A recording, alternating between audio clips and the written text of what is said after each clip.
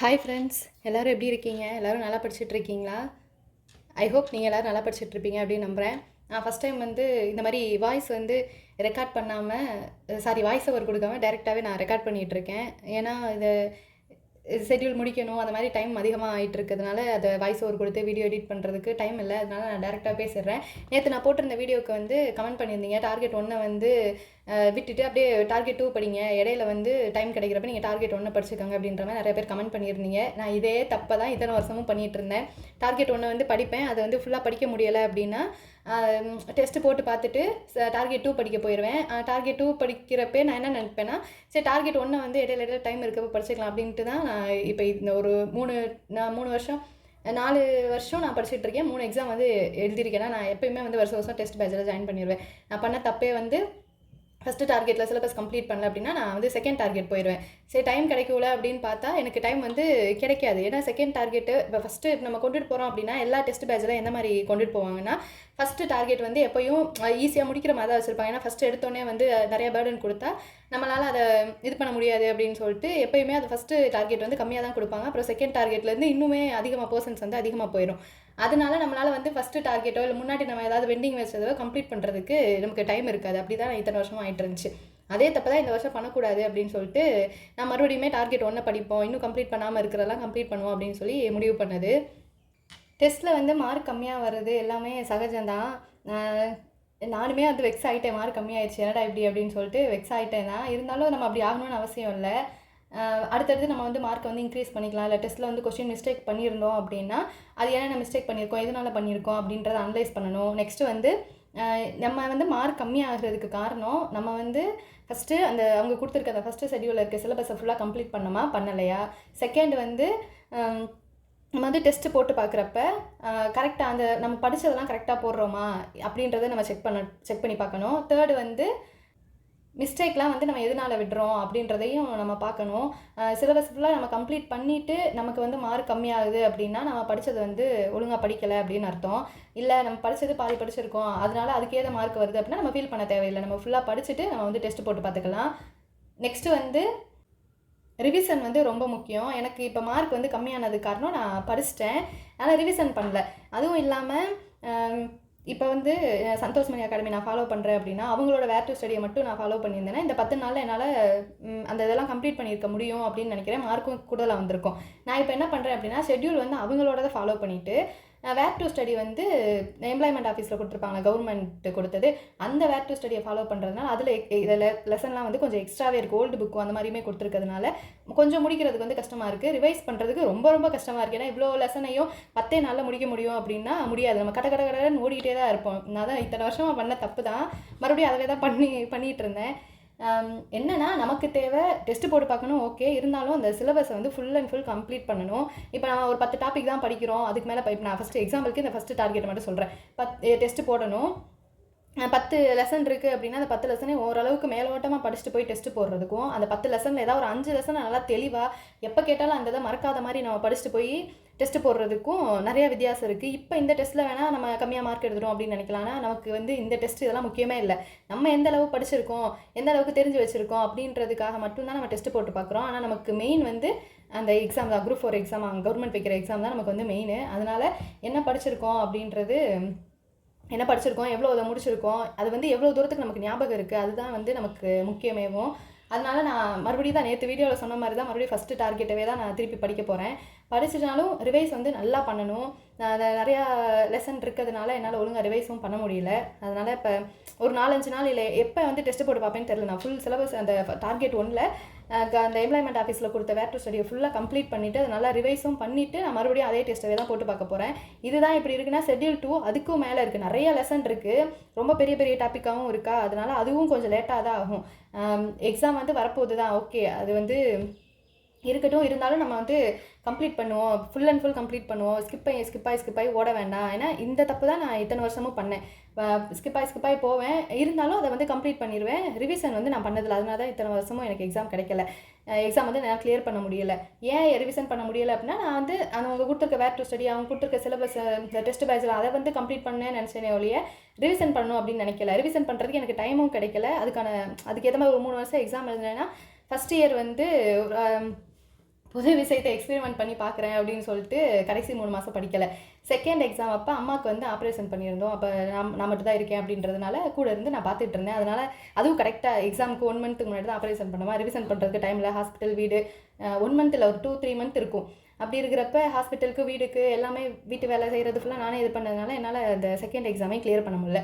Third exam வந்து நல்லா படிச்சுட்டு போய் ஓரளவுக்கு இது பண்ண போயிட்டு எக்ஸாம் கொஷின் பேப்பர் ஒரு மாதிரி கேட்டாங்கல்ல, அதனால என்னால் தேர்ட் எக்ஸாமே கிளியர் பண்ண முடியலை. அப்போ கடைசி நேரத்தில் ஒருவேளை இதுதான் எனக்கு வந்து வருஷம் வருமா என்னன்னு தெரியல. அப்போ கடைசி நேரத்தில் இந்த வருஷமும் நம்மளால் ரிவைஸ் பண்ண முடியாமல் போயிடுச்சு அப்படின்னா ரொம்ப கஷ்டமாயிரும். அதனால இப்போ எல்லாத்தையும் ரிவைஸ் பண்ணி வச்சுக்கிடுவோம், கடைசி நேரத்தில் மொத்தமாக வந்து ரிவைஸ் பண்ணிக்கலாம் அப்படின்னு நினைக்காம இப்போவும் ஒவ்வொரு ஷெட்யூல் முடிக்கிறப்ப எல்லாத்தையும் கையோட அப்படியே ரிவைஸ் பண்ணிகிட்டே வருவோம் அப்படின்ற மாதிரி ஒரு இதில் இருக்கேன். அதனால் நான் மறுபடியும் ஃபஸ்ட்டு டார்கெட்டை தான் இது பண்ண போகிறேன். ஃபஸ்ட் டைம் வந்து இது மாதிரி பேசுகிறதுனால என்னத்தையும் உளறிட்டு இருக்கேன்னு நினைக்கிறேன். உங்களுக்கு இந்த வீடியோ ஓகே தானா? அப்புறம் நெக்ஸ்ட் வந்து கேட்டிருந்தீங்க நான் எந்த இதெல்லாம் யூஸ் பண்ணி படிக்கிறேன் அப்படின்னு சொல்லிட்டு. தமிழுக்கு வந்து நான் இந்த 2 புக்கு தான், புத்தாவோட இந்த பிங்க் புக்கும் பிங்க் புக்கும் சந்தோஷ்மணி அகாடமியோட இந்த புக்கும் எஸ்எம் தமிழ் புக்கு, புது புக்கு இப்போ போட்டிருக்காங்களே, அதெல்லாம் நான் எதுவுமே வாங்கலை. இது வந்து லாஸ்ட் இயர் குரூப் 4க்கு நான் படித்தது புத்தா புக்கு. இப்போ வந்து எஸ்எம் தமிழ் புக்கு, அதை நான் ஏற்கனவே வீடியோவில் சொல்லியிருப்பேன். டெஸ்ட் பேட்சில் ஜாயின் பண்ணதுனால நான் இந்த புக்கு வாங்கினேன். தமிழுக்கு வந்து இந்த 2 புக்கு மட்டும்தான் நான் ஃபாலோ பண்ணிகிட்ருக்கேன். இப்போ இது 2 தான் ஃபாலோ பண்ண போகிறேன். நீ புதுசாக வந்து தமிழுக்குன்னு நான் எதுவும் வாங்குற மாதிரி இல்லை. இது ரெண்டில் இருக்கிறதவே நம்ம ஃபுல்லாக படிப்போம் அப்படின்ட்டு இருக்கேன். லாஸ்ட் எக்ஸாமுக்கு கிட்ட வர்றப்போ மட்டும் ஸ்கூல் புக் படிக்கலான்னு இருக்கேன். ஸ்கூல் புக்கும் படிக்காமல் விட்டுறக்கூடாது. நம்ம தான் சிலபஸில் கவர் ஆகிற மாதிரி 2 புக்கு வாங்கியிருக்கோமே, இதை மட்டும் படிப்போம் அப்படின்னு சொல்லிட்டு இருக்கக்கூடாது. ஸ்கூல் புக்கை 1 டைம் வந்து எக்ஸாம் போகிறதுக்கு முன்னாடி ரிவைஸ் பண்ணணும். நான் ஆல்ரெடி படிச்சிருக்கேன். 6th-லேருந்து 12th வரைய நியூ புக்கு, அப்புறம் 6th-லேருந்து 10th வரைய ஓல்டு புக்கெல்லாம் நான் ஆல்ரெடி படித்ததுனால எனக்கு அது ஒன்றும் பிரச்சனை இல்லை. இனி நான் வந்து ஸ்கூல் புக் படிக்கணும் அப்படின்னா 11th 12th ஓல்டு புக்கும் சிறப்பு தமிழ் நியூ ஓல்டு புக் இது மட்டும் தான் நான் படிக்கணும். மற்றபடி எல்லாமே ஏற்கனவே எக்ஸாமுக்கெல்லாம் பார்த்தது தான். அதனால் ஸ்கூல் புக்கை வந்து நீங்களும் படிங்க. எக்ஸாமுக்கு போகிறதுக்கு முன்னாடி, அதாவது நீங்கள் இந்த சிலபஸில் கவர் ஆகிற இந்த புக்கை வந்து கம்ப்ளீட் பண்ணி முடிச்சிட்டிங்க அப்படின்னா ஸ்கூல் புக்கையும் நீங்கள் ஒரு தடவை எடுத்து பார்த்துக்கோங்க. தமிழுக்கு நான் வந்து இந்த 2 புக்கு தான் ஃபாலோ பண்ணுறேன். வேறு அவுட் சோர்ஸ் அப்படின்னா எதுவுமே இல்லை.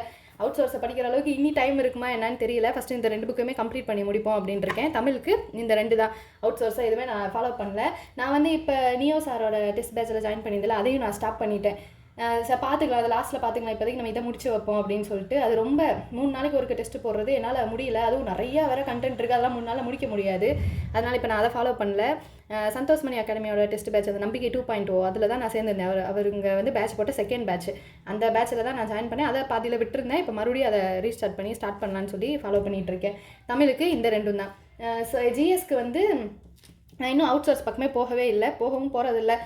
எக்ஸாமுக்கு முன்னாடி ஒரு வேளை நான் ஸ்கூல் புக்கு ஃபுல்லாக கம்ப்ளீட் பண்ணி முடிச்சிட்டேன் அப்படின்னா கா வெங்கடேசன் சாரோட புக் இருக்குல்ல, அந்த புக்கை வேணால் வாங்கி பார்த்துக்கலாம் அப்படின்னு இருக்கேன். பாலிட்டிக்கு வந்து என்கிட்ட பிரகதீஷ் பப்ளிகேஷன் புக் இருக்குது. அதுவும் ஸ்கூல் புக்கை கம்ப்ளீட் பண்ணிவிட்டு டைம் இருந்துச்சுன்னா அந்த புக் பார்ப்பேன். இல்லைனா full and full school book தான். நான் ஜிஎஸ்க்கோ தமிழுக்கோ எந்த அவுட் சோர்ஸும் போகலை. ஸ்கூல் புக் வந்து எனக்கு எப்படி கிடச்சிச்சு அப்படின்னா, நான் பிஎட் படிக்கிறப்ப ட்ரைனிங் போடுவாங்கள்ல, எனக்கு செகண்ட் இயரில் வந்து பிஎட் படிக்கிறவங்களுக்கு ட்ரைனிங் போடுவாங்க.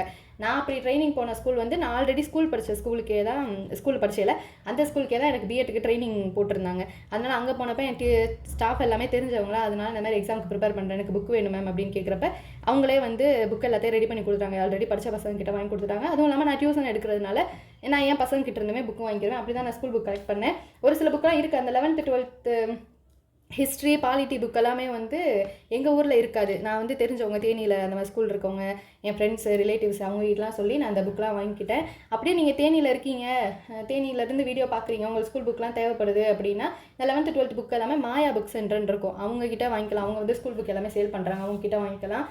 நான் அதான் ஜிஎஸ்க்கு வந்து அவுட் சோர்ஸ் எதுவுமே போகல, ஸ்கூல் புக்கை ஃபஸ்ட்டு கம்ப்ளீட் பண்ணுவோம் அப்படின்ட்டு இருக்கேன். அப்புறம் வந்து ப்ரீவியஸ் இயர் கொஸ்டின் வந்து எப்படி படிப்பீங்க அப்படின்னு கேட்டால், அந்த ஆஸ்பயர் டிஎன்பிஎஸ்சிக்கு வீடியோ போட்டிருந்தேன், அவங்களோட பிஒய்க்யூ கொஸ்டினுமே நல்லா இருக்குது, எல்லாமே வந்து கரெக்டாக தொகுத்து கொடுத்துருந்தாங்க. அதையும் ஃபாலோ பண்ணிக்கலாம். நான் வந்து அதுக்கு முன்னாடி அவங்கக்கிட்ட அந்த ஆஸ்பயர் டிஎன்பிஎஸ்சி அவங்கக்கிட்டேருந்து பிடிஎஃப் வாங்குறதுக்கு முன்னாடியேவும் நான் இந்த சந்தோஷ்மணி அகாடமியோட பொது அறிவு பிஒய்க்யூ வினாவங்கி இந்த புக்கு வந்து நான் முன்னாடியே வாங்கியிருந்தேன். இதையும் சரி பிஒய்க்யூ படிக்கலாம்னு சொல்லி வாங்கியிருந்தேன், பாதி படிச்சிருந்தேன். அப்புறம் வந்து படிக்கவே இல்லை நான். சரி மறுபடியும் ஸ்டார்ட் பண்ணுவோம் அப்படின்னு சொல்லிட்டு இந்த புக்கு தான் பிஒய்க்யூக்கு நான் இந்த புக் பார்க்குறேன். மேக்ஸுக்கு பிஒய்க்யூனா ஆஸ்பயர் டிஎன்பிஎஸ்சியில் அவங்க மேக்ஸுக்கு வந்து ஆப்டிடியூடும் ரீசனிங் தனியாகவே பிரிச்சே கொடுத்துருக்காங்களா, அதனால மேக்ஸுக்கு வந்து அவங்களோட பிஒய்க்யூ ஃபாலோ பண்ண போகிறேன். ஜிஎஸ்க்கு வந்து இந்த சந்தோஷ்மணி அகாடமியோட வினாவங்கி பொது அறிவு ஜிஎஸ் வினாவங்கி இந்த இதை வந்து பிஒய்க்யூக்கு ஃபாலோ பண்ண போகிறேன். தமிழுக்கு தான் என்கிட்ட பிஒய்க்யூவே இல்லை. நான் பார்த்துட்ருக்கேன், சரி தமிழுக்கு வாங்குவோமா வேணாமான்னு தெரியல. இன்னும் எவ்வளோ புக்கை தான் வாங்க, எவ்வளோ தான் படிக்கன்றிருக்கு. இன்கேஸ் தமிழுக்கு வந்து நான் பிஒய்க்யூ வாங்குற மாதிரி இருந்துச்சுன்னா அதையுமே சந்தோஷ்மணி அகாடமியில் பிஒய்க்யூ போட்டிருக்காங்க, அதை வாங்கணும். ஆனால் புக்கோட ரேட் வந்து 400 ருபீஸு. இது டெலிவரி சார்ஜ் வந்து 50 ருபீஸ்ன்னு இருக்கா. அதனால் வீட்டில் கேட்டோன்னா எத்தனை புக்கு தான் நீ வாங்குவே அப்படின்னு சொல்லி திட்டுவாங்க. அதனால் யோசிச்சுட்டே இருக்கேன். இல்லைனா பார்ப்போம், ஏதாவது பண்ணுவோம் அப்படின்ட்டுருக்கு. அப்படியே இல்லை பிஒய்க்யூ தனியாக வாங்கணும் அப்படின்னு இல்லைனாலும் இந்த 2 புக்லையுமே பின்னாடி பிஒய்க்யூ சேர்த்து கொடுத்துருப்பாங்க, அதே வச்சுக்கலான்ட்டு இருக்கேன். யோசிச்சுட்டு இருக்கேன், பார்ப்போம் என்ன பண்ணிக்கலாம் அப்படின்றது தெரில. கரண்ட் அஃபேர்ஸு ஃபாலோ பண்ண ஸ்டார்ட் பண்ணிட்டேன். நான் இன்னையிலேருந்து தான் படிக்க ஸ்டார்ட் பண்ணியிருக்கேன். கரண்ட் அஃபேர்ஸ்க்கு எங்கள் ஸ்டடி வித் தர்ஷினி அவங்களோட சேனல் தான் நான் அவங்ககிட்ட இருந்தால் பிடிஎஃப் வாங்கியிருக்கேன். அது நானும் என் ஃப்ரெண்டும் சேர்ந்து அமௌண்ட் வந்து ஷேர் பண்ணி அவங்ககிட்ட இருந்து பிடிஎஃப் வாங்கி அதை தான் படிக்க இன்னையிலேருந்து ஸ்டார்ட் பண்ணியிருக்கோம். இவ்வளோ தான். நான் தமிழ், ஜிஎஸ்ஸு, மேக்ஸு, நான் மேக்ஸுக்கு சொல்ல வரேன்ட்டேன். கரண்ட் அஃபேர்ஸுக்கு ஸ்டடி வித் தர்ஷினி, பிஒய்க்யூக்கு இவங்களோடது, அதாவது சந்தோஷ்மணி அகாடமியோட பொது அறிவு வினா வங்கியும், மேக்ஸுக்கு வந்து ஆஸ்பை டிஎன்பிசி அவங்களோட பிஒய்க்யூவும் பார்க்கலான்ட்டு இருக்கேன். ஜிஎஸ்க்கு ஸ்கூல் புக்கு தான், தமிழுக்கு வந்து புத்தா புக்கும் சந்தோஷ்மணி அகாடமியோட புக்கும், மேக்ஸுக்கு வந்து நான் தங்கமுத்து சாரோட வீடியோ பார்த்துட்டு இருந்தேன்ல, அந்த வீடியோ நான் வந்து பார்க்க ஸ்டார்ட் பண்ணிட்டேன். நான் வீடியோ கிளாஸே 1 hour 1.5 hour இருக்குது. அதை வந்து காலைல 4 மணிக்கு எழுந்துச்சு மேக்ஸ் வந்து பார்க்குறது இல்லை. நான் 4 மணிக்கெலாம் எந்திரிக்க முடியல, இப்போலாம் 5 மணிக்கு தான் எந்திரிச்சிட்ருக்கேன். அப்படி டியூஷன் போனதுலேருந்து அப்படி இருக்கிறப்ப 4 மணிக்கு எழுந்துச்சு பார்க்க முடியாது. நம்ம வந்து அதை பகல் நேரத்தில் பார்க்குறோம் அப்படின்னா 1 hour வீடியோவை நம்ம ஆஃப்லைனில் பார்க்குறோன்னா 2 hours கிட்ட ஆயிடுது. அதனால் டைம் ஃபுல்லாக மேக்ஸுக்கே வந்து போயிடுது. அதுவும் இல்லாமல் நமக்கு மேக்ஸ் வந்து 25 மார்க்குக்கு தான் இருக்குது. அந்தளவுக்கு நம்ம பார்த்தா போதும், அடுத்து வேறு எக்ஸாம் நம்ம ப்ரிப்பேர் பண்ணுறோன்னா சாரோட வீடியோ பார்த்துக்கலான்னு சொல்லிட்டு நான் இப்போ அதை ஸ்கிப் பண்ணிட்டேன். நீங்கள் யாராவது புதுசாக பார்க்குறீங்க, வீடியோ எதுவும் பார்க்குறீங்க அப்படின்னா இது துரோணா அகாடமி சாரோட வீடியோ பாருங்கள், அவரோடது நல்லாயிருக்கும். அப்புறம் கிருஷோபா அகாடமி அந்த சாரோட வீடியோவும் பாருங்கள். மேக்ஸுக்கு இது 2மே போதும். அவங்களுமே நல்ல பொறுமையாக பிகினருக்கு தெரியாதவங்களுக்கு கூட ஈஸியாக புரிகிற மாதிரி அவங்க 2 பேருமே சொல்லி தருவாங்க. நான் அதை தான் வந்து முன்னாடியெல்லாம் நான் ஃபாலோ பண்ணேன். ஆனால் இப்போ நான் ஏன் துரோணா அகாடமி ஃபாலோ பண்ணல அப்படின்னா, புதுசாக வந்து வீடியோ பார்த்து நோட் பண்ணுறதுக்கு பதிலாக நான் வந்து சந்தோஷ்மணி அகாடமியில் வந்து சேர்ந்துருக்கேன்னா அவங்க சார் போடுற வீடியோவுமே எனக்கு வந்து ஓகேவா அப்படின்ற மாதிரி இருக்குது. ஏன்னா ஒவ்வொரு டாப்பிக்குமே 8 டைப் 9 டைப் அந்த மாதிரி இருக்குது. அந்த எல்லா டைப்பும் போடுறாங்க. சரி நம்ம ஏன் வெளியிலே போய் அலைஞ்சிட்ருக்கோம், அமௌண்ட் கொடுத்தா தான் டெஸ்ட் பேட்சில் ஜாயின் பண்ணியிருக்கோம், அவங்க போடுற வீடியோவும் நல்லா இருக்குது. அப்படி இருக்கப்போ ஏன் வெளியே தேடிட்டு இவங்களோட வீடியோவே பார்க்கலாம் அப்படின்னு சொல்லிட்டு இந்த தடவை நான் மேக்ஸுக்கு பேட்சில் என்ன வீடியோ கொடுக்குறாங்களோ அதை தான் பார்த்துக்கிட்டு இருக்கேன். இவ்வளோ தான் நான் வந்து ஃபாலோ பண்ணுறது. இந்த வீடியோவில் வேறு எதுவும் டவுட் இருக்குது, இல்லை உங்களுக்கு வேறு எதை பற்றியாவது தெரிஞ்சுக்கணும் அப்படின்னா எனக்கு கமெண்ட் பண்ணுங்கள். இந்த வீடியோ பிடிச்சிருந்துச்சுன்னா லைக் பண்ணுங்கள். யூஸ்ஃபுல்லாக இருந்துச்சு இல்லை உங்கள் ஃப்ரெண்ட்ஸுக்கு ஷேர் பண்ணணும் அப்படின்னா ஷேர் பண்ணி விடுங்க. சப்ஸ்கிரைப் பண்ணாமல் வீடியோ பார்த்துட்டு இருக்கோங்க, சப்ஸ்கிரைப் பண்ணிக்கோங்க. தேங்க்ஸ் ஃபார் வாட்சிங்.